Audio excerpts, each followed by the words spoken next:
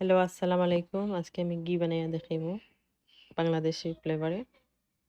So আমি try করলাম দেখি কিলা হয়। সো এর লাগে আমি বাটার লইছি দুই বক্স 8 পিস অ্যান্ড 1 কাপ লইছি fresh cream. So fresh cream আর বাটার আমি জ্বালাবো এই দিব একলগে।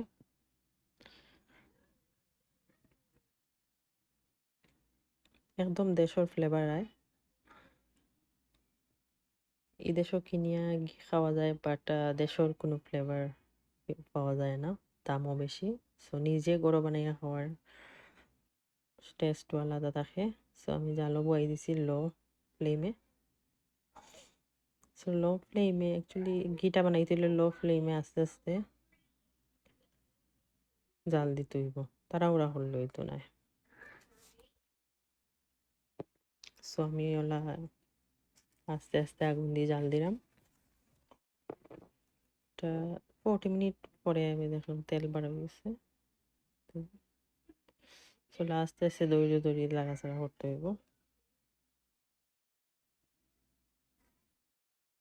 এদেশে লোয়া ঘি পাওয়া যায়, বাট লোয়া ঘির ফ্লেভার ভালো হয় না। নিজে বানাইলে যে কোনো জিনিসের ফ্লেভার একটা আলাদা হয়। আশা করি সবাই বানাইয়া ট্রাই করবো। আর তেল লাহান বার হয়ে গেছে। ফাইনালি আমি বানানির পরে একটু ঠান্ডা করিয়া দেখাইলাম হোক্কা কিলা লুক হয়েছে। অনেক সুন্দর ফ্লেভার হয়েছে। আমার ওটা দিয়ে এক পার্টি হয়েছে আর একটা আমি টিভির মাঝে রাখছি। Thank you.